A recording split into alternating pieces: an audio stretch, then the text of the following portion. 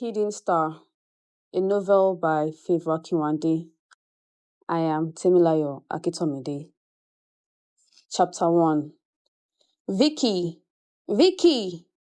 Patience called out her sister with a shaky voice, bending down over her. Victoria opened her eyes but was too weak to speak or get up from the floor. She squirmed and turned slowly. Her head was hazy. With the return of her consciousness came the recollection of what led to its loss. She was in the kitchen washing the dishes with which her dad had just eaten that late afternoon when she felt it, the faint. The chaotic clink clatter, followed by the shatter of plates colliding and tumbling on the kitchen floor into countless shards with a deafening smash, momentarily jolted her back to life. But all felt so fast and faded. She scrambled to grab the kitchen table for balance, while trying to understand what just happened. Oh, Dad's favorite dishes. I'm done for. Looking up, the startled dad, Mr. Amaboroje, was already towering over her across the kitchen door, demanding how she broke the dishes. Why are you so clumsy? Why are you so Victoria opened her mouth, but her quivering lips could only give some incoherent words. Fear, discomfort, and confusion had got the better of her. Her head felt light. Her legs felt like wet logs. Infuriated, Mr. Maboroje landed 2 hot slaps on her face and stomped out of the kitchen, fuming with heavy breaths. Unknown to him, she was on her monthly flow, which often came with a spell of weakness and sudden dizziness. Those slaps just did it in for Victoria. She felt little strength in her, evaporating fast as she crumpled on the floor. That was the last she knew. Here she was now with her little sister, petting her with frightened eyes. When she got up, she found out that Patience had swept the broken dishes. Thank you, Patience. I will just go and wash the rest of the dishes. No, don't worry. I will take care of that. Go and rest. I don't want you getting sick again, Patience said with a sense of urgency. Victoria managed a smile. Thanks. You are the best sis in the world. Patience smiled. I'm proud to be. They laughed. Victoria went to the room while Patience stayed back in the kitchen to clean up the dishes. Victoria and Patience were discussing when their mom and their elder brother, Joshua, came home. Welcome, Mom, Victoria and Patience said in unison. How are you and how has your day been? Their mom asked. My day was fine, said Victoria, trying to sound upbeat. Patience ran to her mom and said, Mom, Vicky's day was not fine. Her Patience, Victoria cut in. Mom, don't mind her. What's wrong? Asked their mom. Nothing, replied Victoria firmly. Their mom, apparently unconvinced, pulled Patience by hand and said, Let's go to your room. Tell me what happened to Vicky. Victoria tried to give Patience a warning look, but was distracted by Joshua, who had been silent all the while. Vicky, how was school today? It was as it will always be, said Victoria dully. What do you mean by that? Her brother asked with a puzzled look. Don't worry, how is your health? She asked. Joshua had left school early in the day for the hospital. Don't digress. I am fine and better. Only had a common fever, which the doctor said was a result of the change in weather. So, as I was saying before you digressed, what do you mean? At least you can't say I shouldn't worry when I know all is not well. You have to get out of your shell, Vicky. Your silence won't help you, but beats down the music of success in you.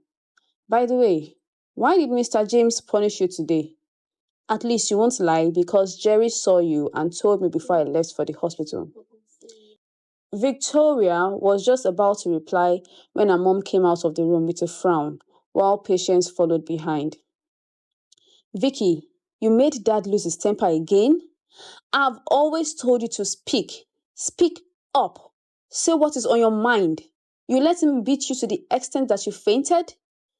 What if something else happened to you or nobody was at home with you? Mrs. Maboroje complained. Oh, wow. Daddy beat Vicky till she fainted? Joshua exclaimed. Mom, Vicky actually got into trouble with a teacher earlier in school today. Victoria, what did you do again? I didn't do anything, Mom. He asked someone a question in class and someone else whispered the answer. He heard, got angry and asked who talked, but nobody replied. I knew the person who talked, but I was scared of what the person would say, so I kept quiet. What is weathering? Mr. James, the geography teacher, asked Kemi, Victoria's classmate. Kemi stood up slowly, looking around to see if anyone would whisper the answer.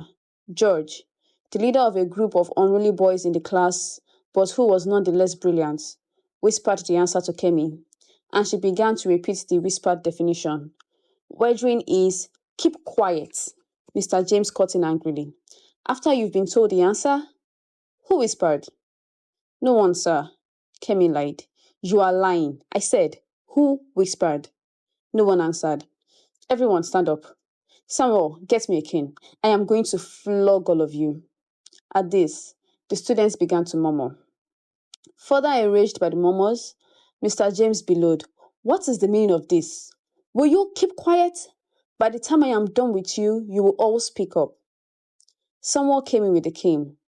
As he handed it over to the teacher, Joy stood up and said, Master, the person that whispered is towards the last row at the back.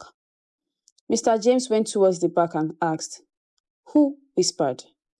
George, not wanting to be punished, pointed to Victoria because he knew she wouldn't talk. So, Victoria, you have also become one of the naughty students in class. Sir, I didn't do anything, but George pointed at you. Victoria was short of words. Sir. She began a defense and then trailed off. The timekeeper rang the bell for a change of lesson. Mr. James, not ready to listen to any other story, ordered George and Victoria to come with him to the staff room and discharged the others. In the staff room, the teacher gave both of them 4 strokes of the cane, followed by a stern warning not to repeat such a mischief again. Victoria! Her mom's voice broke into her thoughts. I've always told you to speak up. Now you've been beaten twice today for things you didn't even do or any of your faults. If you continue to be mute or timid, your classmates will want to take advantage of your silence and continue to put you in trouble. No one is ever going to hurt you for saying the truth. I am sorry, Mom. I just didn't want to cause any confusion or get into any trouble with anyone. Which you ended up doing anyway, Joshua said, rolling his eyes. Yeah, sputtered out Victoria, throwing Joshua an angry look. That's fine, all of you, said their mom. I expect Victoria to learn from this and work on herself. Okay, Mom. I need a new sketch pad, Patience said, shifting the conversation. A new one? Didn't you just get one a couple of months ago? Mom, we use it a lot in fine arts class, and it is almost full. Patience explained. You forgot to add that you also tear out sheets for personal practice, Joshua said with a mischievous smile. Whatever. Patience huffed, pouting while Victoria giggled. See her mouth like whatever. So you actually use your school material for personal purposes? Why didn't you tell me you needed an extra sketch pad? Mrs. Maboroje said, slightly pulling Patience's nose. Nothing really, mumbled Patience, adding a baby face that got all of them laughing. Okay, shall we go prepare for dinner? It's getting late, and your dad won't be pleased if his meal is delayed. One more thing, Mom. What is it again, Patience? Can we change words for dinner today to rice and stew? Patience asked. I really don't feel like eating porridge, she added, her face showing displeasure as she mentioned the latter dish. Yeah, Mrs. Maboroje mimicked, exaggerating Patience's whiny tone. See her mouth. If I were to change tonight's meal, it would be at Joshua's request, since the doctor said he needs to eat more. J for Joshua, Patience sang out soothingly. You know, rice and stew can really be appetizing, she nudged Joshua playfully, hoping he'd take her side. Joshua glanced from Patience to Victoria, who sided with Patience, and then to his mom. He paused, his expression dramatically thoughtful, before signaling his assent. All right, Mom, we'll have rice and stew with fish, and not meat, he said, beaming at his sisters. Okay, now you're acting like a big brother, Mrs. Maborode chuckled. As long as you eat, that's what matters, she added, heading to the kitchen as the children trailed behind her. Thanks, big brother, Victoria said mockingly with a bow. You've been listening to Orilayo Reads, bringing African fiction and urban drama straight to your ears. Don't leave the story hanging. Hit follow so you never miss a chapter. Catch you in the next episode. Bye!